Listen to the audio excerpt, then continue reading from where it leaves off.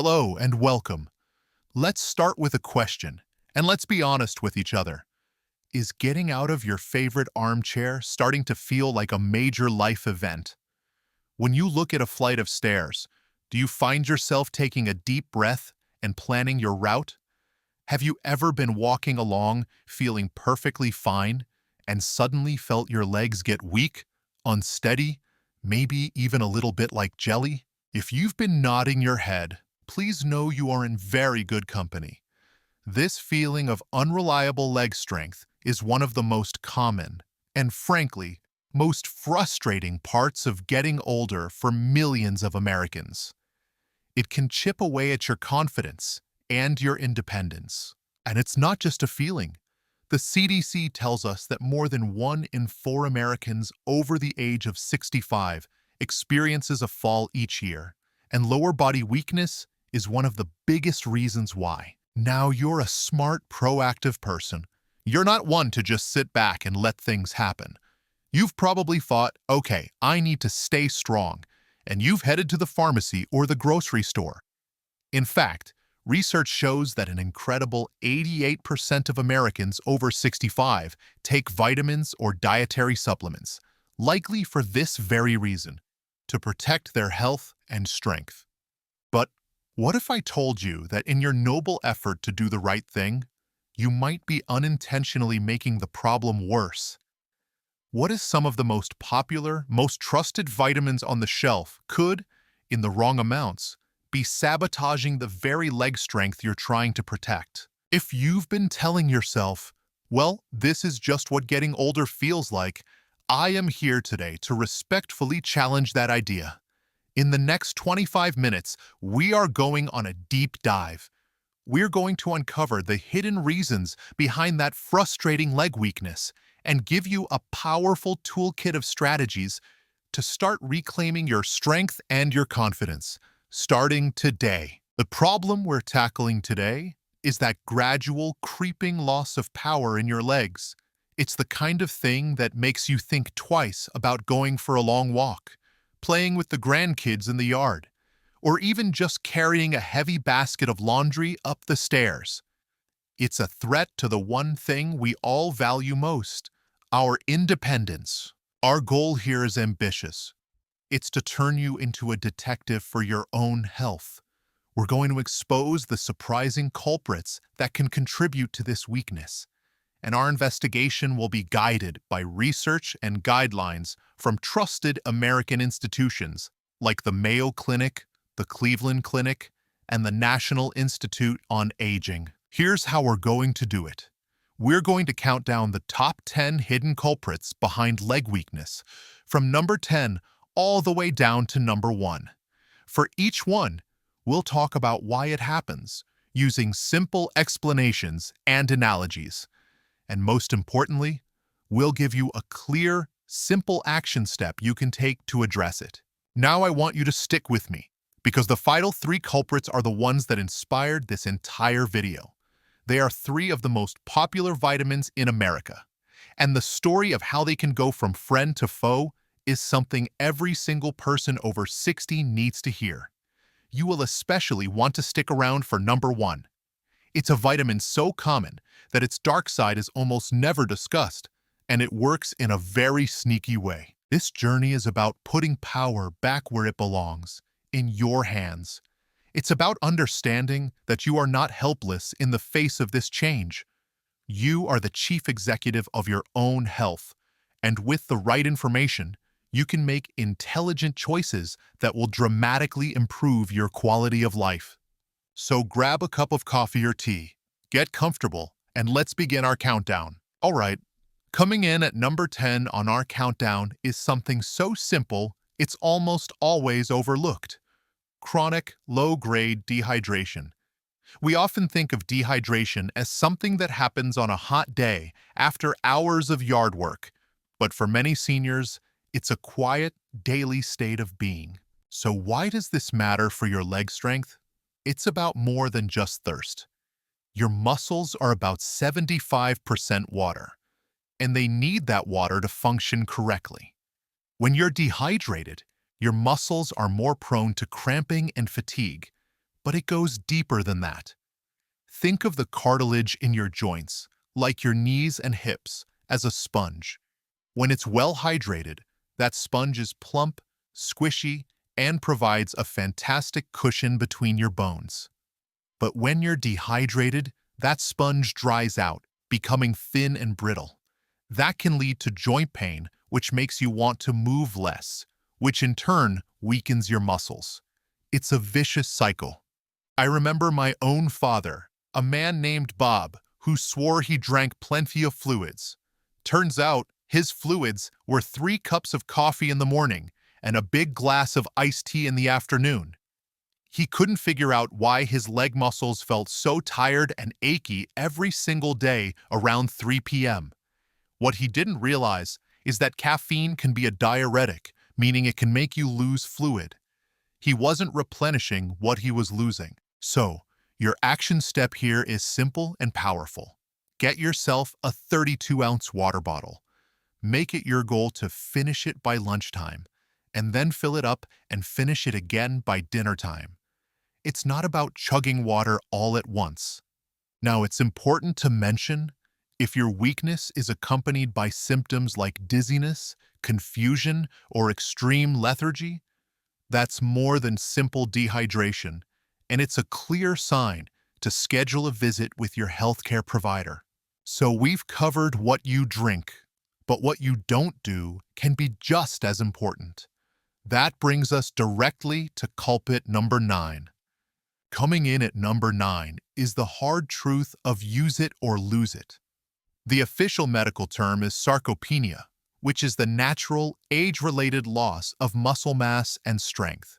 After about age 50, we can lose 1% to 2% of our muscle mass every single year if we're not actively working against it. Our muscle strength can decline even faster. Think of your muscle mass like a retirement account. In your younger years, you make lots of deposits. As you get older, the body naturally starts making withdrawals. If you're not making any new deposits through activity and resistance exercise, that account balance is going to drop, and fast. A sedentary lifestyle is like hitting the fast-forward button on sarcopenia. The less you move, the weaker your legs get. The weaker your legs get, the less you feel like moving. And the faster that muscle disappears. It is the very definition of a downward spiral. I think of 2 neighbors I once knew, both in their late 70s. One, named Helen, made a point to walk every day and do some simple strength exercises she saw on TV. The other, a gentleman, spent most of his day in his armchair, reading. Within just a few years, the difference was staggering. Helen was still carrying her own groceries and climbing the stairs with confidence. Her neighbor, sadly, had become dependent on a walker and was afraid to leave his house because he felt so unsteady. They were the same age, but their choices led to 2 very different qualities of life. Your action step is to fight back against this process. You don't need a fancy gym membership. The most powerful tool you have is your own body weight and a sturdy chair. Try doing some chair squats. Stand in front of a solid, armless chair. Slowly lower yourself down until you just touch the seat, and then, without using your hands, stand back up. Try to do 5 or 10 of these. This simple movement directly strengthens the big muscles in your thighs and glutes that are essential for walking, climbing stairs, and getting up and down. Of course, there are red flags. If your leg weakness comes on suddenly, is severe, or is only on one side of your body, that is not sarcopenia. That is a signal that something else is going on, and you need to call your doctor or seek medical attention right away. Now, to build that muscle, you need more than just exercise. You need the right fuel, and that brings us to number 8. At number 8, we have another dietary culprit, the protein gap. As we get older, our body's ability to process protein and use it to build muscle becomes less efficient. This means that we may actually need more protein than we did when we were younger, just to maintain the muscle we have. Unfortunately, many seniors fall into eating habits that are low in protein. Things like toast for breakfast, a simple salad for lunch, or a small bowl of soup for dinner. Here's the analogy. Think of your muscles as a brick wall that is constantly being weathered by time. Protein is the supply of new bricks and mortar you need to repair that wall every single day. If you don't have enough bricks coming in, the wall starts to crumble, gaps appear, and the whole structure becomes weak.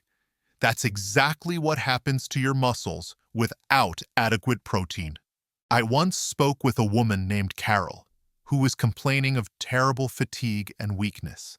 She just didn't have the get up and go she used to. We talked about her diet, and it turned out her typical breakfast was a cup of tea and a buttered muffin. She thought she was eating light and healthy. I suggested she try switching to 2 scrambled eggs and a piece of whole wheat toast for a couple of weeks. She called me a month later and was amazed. She said the difference in her energy and her ability to get through her daily chores without feeling exhausted was like night and day. She was finally giving her body the building blocks it was crying out for. So your action step is to consciously include a good source of protein with every meal. It doesn't have to be a giant steak. It could be eggs or Greek yogurt for breakfast, a can of tuna, or some grilled chicken strips on your salad for lunch, and a sensible portion of fish, chicken, beans, or lentils for dinner. The goal is to spread your protein intake throughout the day to give your body a steady supply of those bricks. The red flag here is this. If you're experiencing significant muscle wasting or unexplained weight loss, don't just try to fix it with protein shakes. This needs to be discussed with your doctor or a registered dietitian to rule out any underlying medical conditions. From the fuel we put in our bodies, let's now turn to some of the external things that can affect us. That leads us to number 7. Coming in at number 7 is a particularly tricky subject, the medication mismatch. The very prescriptions that are keeping you healthy, managing your blood pressure, your cholesterol, your blood sugar, can sometimes come with side effects that contribute to muscle weakness. For example, some statins, which are widely used to lower cholesterol, are known to cause muscle pain and weakness in a small percentage of people. Certain blood pressure medications, like diuretics or water pills, can flush out essential minerals like potassium, leading to muscle fatigue and cramps. Think of your medications as powerful, specialized tools. A hammer is great for driving a nail, but you wouldn't use it to fix a watch. Sometimes, a medication that's doing a great job on one problem, like high cholesterol, can have unintended consequences on another area, like your muscle cells. It's not that the medication is bad. This is a very personal issue, so I won't share a specific story, but the general pattern is common. A person starts a new medication, and a few weeks or months later, notices a new, persistent weakness or achiness in their legs. They chalk it up to age, but it's actually linked to the new prescription. The most important part of this story is what they do next. They speak up. Your action step is one of the most empowering things you can do for your health. It's called a brown bag review. Once a year, gather up every single thing you take. Your prescription bottles, your over-the-counter pills, your vitamins, your supplements, put them all in a bag and take them to your doctor or pharmacist. Go through them one by one and ask, could any of these or any combination of these be contributing to how I'm feeling? And this is critical, so please hear me. The red flag here is also the main rule. Never, ever stop taking a prescribed medication on your own. The risks of stopping a heart or blood pressure medication are far greater than the side effects. The goal is to have a conversation with your doctor. They may be able to adjust the dose, switch you to a different medication in the same class, or find another solution. From medications that affect our muscles, we move to a condition that can starve them of what they need to survive. This is culprit number 6. At number 6, we find an often silent problem called peripheral artery disease, or PAD. This is a circulatory condition where the arteries that carry blood to your limbs, especially your legs, become narrowed or blocked by plaque buildup. The best way to understand this is to think of your arteries as the vast highway system of your body. Your leg muscles are like busy cities that need a constant supply of trucks delivering oxygen and nutrients to function. PAD is like a massive, permanent traffic jam on the main highway leading to those cities. The supply trucks can't get through. When you ask your leg muscles to do work, like walking up a hill, they need more oxygen. But because of that traffic jam, they can't get it. The result is pain, cramping, and a profound sense of weakness, a condition called claudication. I knew a gentleman who was an avid walker. He started noticing that every time he walked about 2 blocks, he'd get a deep, cramping pain in his calves that would force him to stop. He thought his muscles were just getting old, but his doctor was sharp and recognized the pattern. A simple test confirmed he had PAD. With treatment to improve his circulation, he was able to get back to his walks pain-free. He thought it was a muscle problem, but it was actually a plumbing problem. Your action step here is to pay close attention to the pattern of your leg weakness or pain. If it consistently comes on with activity, like walking, and then gets better when you rest for a few minutes, that is a classic sign of PAD. You must discuss this with your doctor. The red flags for PAD are very clear. Besides pain with walking, if you experience numbness in your legs, if one leg feels colder than the other, or if you notice changes in the skin color on your legs or sores that won't heal, these are all urgent signs that your circulation is compromised, and you need to see a doctor right away. Okay, we're halfway through our countdown. Let's just take a quick breath and recap. So far, we've talked about dehydration, inactivity, a lack of protein, medication side effects, and poor circulation. The common thread here is that these are all things that are often hidden in plain sight. But once you know what to look for, you can start to take control. And by the way, if you're finding this information helpful, it would mean the world to me if you just take a second to tap that like button below the video. It's a small click for you, but it tells YouTube that this is valuable information, and it helps other folks in our community find this content. Thank you for that. Now, are you ready for the top 5? This is where we get into the real game changers, the things that can have a profound effect on your body's internal systems. Let's dive in. Kicking off our top 5 is the thyroid, a small, butterfly-shaped gland in your neck that has an enormous job. An underactive or overactive thyroid can be a major hidden cause of muscle weakness. Think of your thyroid as the master engine management system for your entire body. It controls your metabolism, the speed at which your body runs. If your thyroid is underactive, a condition called hypothyroidism, it's like your body's engine is idling too low. Everything slows down. You feel tired, sluggish, cold, and your muscles can feel weak and achy. On the other hand, if your thyroid is overactive, hyperthyroidism, your engine is racing. This can also break down muscle tissue over time, leading to weakness. There's a classic story of a woman who, over a year, just felt like she was fading. She was tired all the time. She'd gained some weight, even though she wasn't eating more, and her legs felt heavy and weak when she tried to climb stairs. Her family just thought she was slowing down, but her doctor ran a simple panel of blood tests and discovered her thyroid was barely functioning. with a tiny daily pill to replace the hormone she was missing. She felt like she had her life back within a couple of months. It wasn't old age. Your action step. If you're experiencing persistent, unexplained fatigue and muscle weakness, especially if it's accompanied by other classic thyroid symptoms, like major changes in your weight, feeling cold or hot all the time, changes in your skin or hair, or mood changes, ask your doctor if it would be appropriate to check your thyroid function.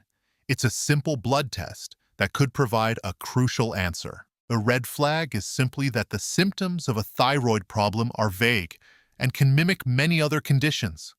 A proper diagnosis from a doctor is absolutely essential. From the body's hormonal system, we now move to its electrical system. This is culprit number 4. At number 4, we have a broad but critical category: underlying nerve damage, also known as peripheral neuropathy. This is when the nerves that carry signals from your brain and spinal cord to your limbs become damaged. Imagine your nerves are the complex electrical wiring that runs from a central power station, your brain, to every light and appliance in your house, your muscles. Neuropathy is what happens when that wiring becomes frayed, damaged, or short-circuited. The signals from the power station can't get through clearly. The lights might flicker, or they might not turn on at all. In your body, this translates to symptoms like numbness, tingling, burning pain, and, you guessed it, muscle weakness. The muscles are ready to work, but they aren't getting the right commands. The most common cause of peripheral neuropathy in the United States is diabetes, but it can also be caused by injuries, infections, and certain autoimmune diseases. I once heard a man with diabetic neuropathy describe the feeling in his feet as walking on cotton balls. He couldn't feel the ground properly, which made him unsteady, and his brain, not getting clear signals, couldn't tell his leg muscles to fire with the right force and timing, making his legs feel weak and uncoordinated.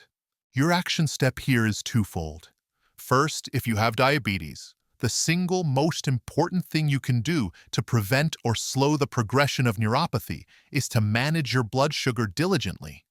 Second, for everyone, if you begin to experience new or worsening numbness, tingling, or burning sensations in your hands or feet, report it to your doctor. And the red flags for nerve issues are serious. Sudden weakness, especially if it's on just one side of your body, or any weakness accompanied by a loss of bladder or bowel control, is a medical emergency. You need to call 911 immediately. This idea of nerve damage is absolutely critical, and it brings us to the stars of our show tonight: the 3 popular vitamins that, in the wrong amounts, can directly sabotage this very system. And here we are in the top 3. Kicking it off at number 3 is a mineral we've all been told is essential for strong bones: calcium. But the danger here isn't a deficiency. So how does too much of a bone-building mineral make your muscles weak? This is where it gets fascinating. Think of your entire nervous system, the communication network between your brain and your muscles, as a massive, old-fashioned telephone switchboard. Calcium, in the right amount, is the calm, efficient operator who plugs the right cord into the right socket, connecting the call instantly and clearly. Your brain says "lift leg," and the message goes through perfectly. But when you have hypercalcemia, it's like 1,000 frantic, screaming operators have stormed the switchboard. They're plugging cords in everywhere, crossing lines, creating static, and dropping calls. The signals from your brain get scrambled and suppressed. The result is confusion, fatigue, and weak, poorly timed muscle contractions. I remember reading the case of a woman in her 60s who was terrified of osteoporosis. She was taking a high-dose calcium supplement every day, drinking calcium-fortified orange juice, and eating calcium-fortified cereal. She was doing everything she thought was right. but she ended up at her doctor's office complaining of feeling weak, foggy-headed, and terribly constipated. A blood test revealed severe hypercalcemia. Her effort to protect her bones was inadvertently poisoning her nerves and muscles. Your action step is to become aware of your total calcium intake. Look at your supplement bottles. Then, look at your food labels. Fortified orange juice, cereals, and even some antacids are loaded with calcium.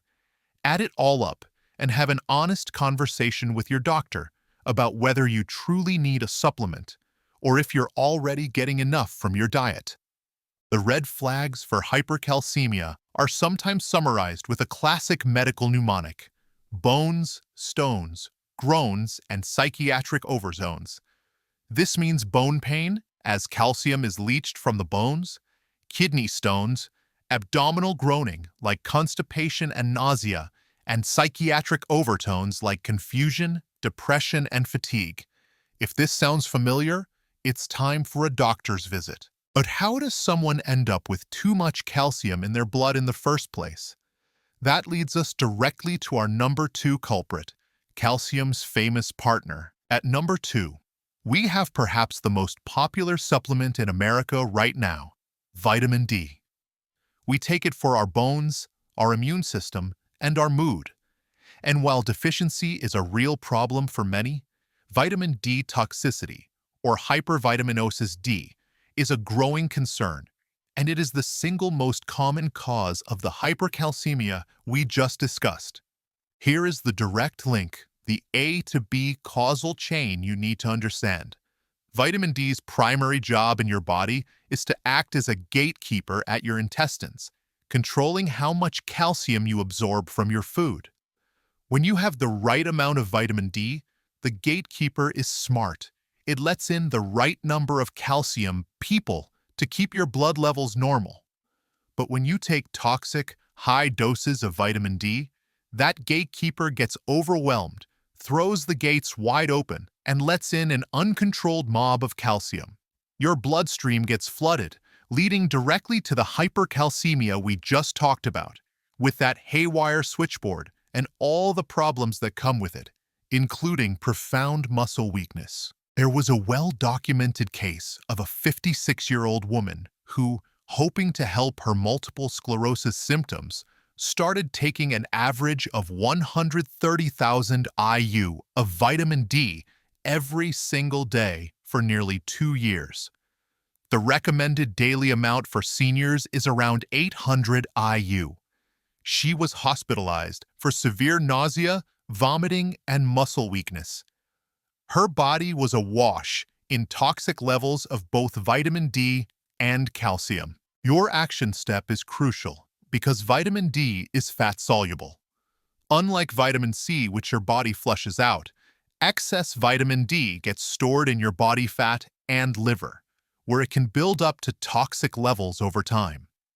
Before you start taking a vitamin D supplement, and especially before you take a high-dose one, ask your doctor for a simple blood test to see if you're actually deficient.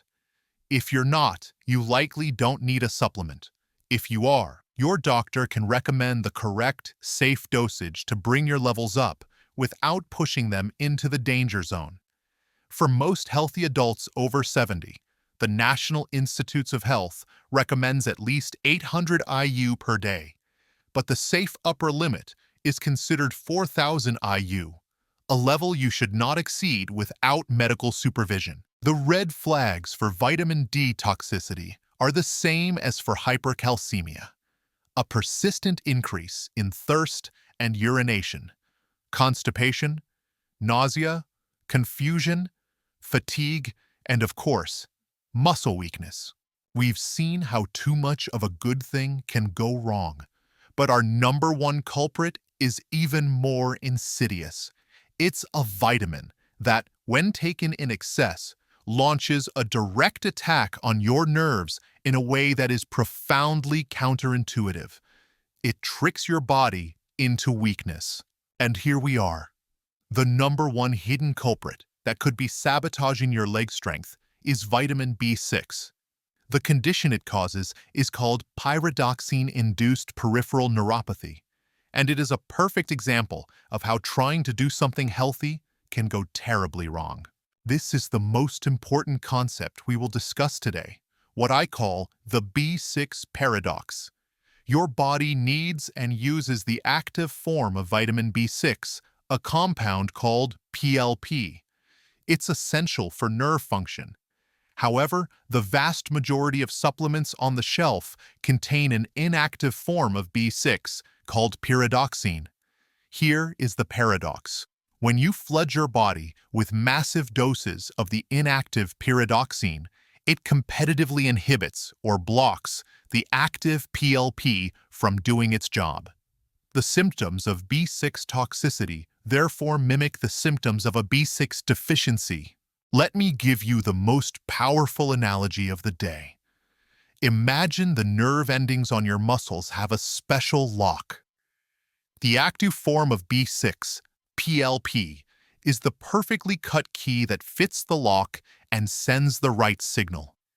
Now, imagine the inactive pyridoxine from your high-dose supplement is a key that's been cut just a little bit wrong. When you take massive amounts of that supplement, you are jamming thousands of those wrong keys into the locks. Not only do they not work, they physically block the few correct keys from ever getting in. Your body is swimming in B6, but your nerves can't use it. The lock is jammed. The result is nerve damage, numbness, loss of coordination, and a deep, frustrating muscle weakness. There is a heartbreaking true story of a general practitioner, a doctor, who was suffering from terrible leg cramps. Her pharmacist recommended a magnesium supplement. Over time, her leg strength deteriorated so badly she could barely walk 100 meters. She couldn't go to the football games she loved because she couldn't manage the stairs. After extensive testing, she was diagnosed with severe vitamin B6 toxicity. The magnesium supplement she was taking was also packed with a high dose of B6. This is the hidden ingredient danger. B6 is often added to B-complex vitamins, magnesium supplements, nerve health formulas, and even energy drinks. You could be taking 3 different products and unintentionally overdosing on B6 every single day. Your most important action step from this entire video is this. Go to your medicine cabinet and read the label of every single supplement you take. Look for vitamin B6 or pyridoxine. The recommended daily allowance for men over 50 is 1.7 milligrams. Red flags for B6 toxicity are classic neuropathy symptoms, a numbness or tingling that starts in your feet and hands and moves up your limbs, often called a stocking glove pattern. You might also experience burning sensations, a loss of balance, or a feeling of unsteadiness on your feet, known as ataxia. If this is happening to you, it is not just old age. It is a sign that needs immediate medical investigation. And a quick but very important reminder, I am not a medical doctor, and this video is created for informational and educational purposes only.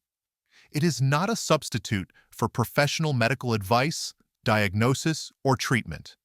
Always seek the advice of your personal physician or other qualified health provider with any questions you may have regarding a medical condition. Never disregard professional medical advice or delay in seeking it because of something you have seen in this video. So, as we've discovered today, the journey to stronger legs isn't about finding one magic pill. In fact, it's often about questioning the pills we're already taking. It's about becoming a detective of your own health, looking at your hydration, your movement, your nutrition, and yes, your supplement cabinet with a new, more informed eye. We've seen how something as simple as dehydration can set you back, and how something as complex as the B6 paradox can actively damage your nerves. We've learned that vitamin D and calcium are a team, and when that team is out of balance, it can throw your whole system into chaos. The most important message I want you to leave with is this. You are the CEO of your own health. You have the power to ask questions, to read labels, to demand answers, and to work with your doctor to build a foundation of strength that truly supports you. This isn't about creating fear around vitamins. Now, I want to create a conversation and build a community here. Which of these 10 culprits was the biggest aha moment for you? Was it the B6 paradox? Or the way vitamin D and calcium work together? Please, take a moment to share your thoughts and experiences in the comments below.